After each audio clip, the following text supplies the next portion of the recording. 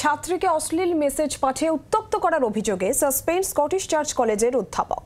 এ নিয়ে শুক্রবারে উত্তপ্ত ছিল এই কলেজ চত্বর। প্রিন্সিপালের ঘরের সামনে বিক্ষোভ দেখান পড়ুয়ারা। ছাত্রীকে হোয়াটসঅ্যাপে অশ্লীল মেসেজ পাঠিয়েছেন অধ্যাপক। গত কয়েক মাস ধরেই ঘটছে এই ঘটনা। এই অভিযোগে বৃহস্পতিবার উত্তাল হয়ে উঠেছিল স্কটিশ চার্চ কলেজ চত্বর। বেশ কিছুক্ষণ ধরে চলে পড়ুয়াদের বিক্ষোভ। শুক্রবারও দেখা গেল সেই ছবি।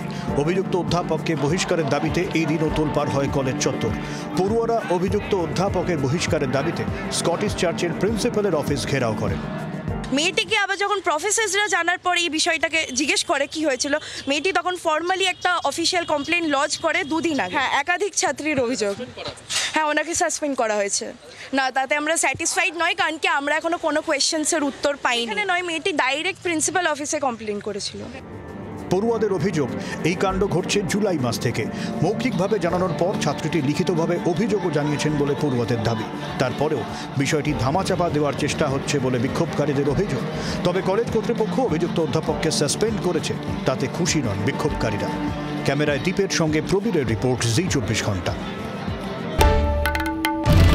বাংলার আওয়াজ, বাঙালির আবেগ, জি 24 ঘন্টা।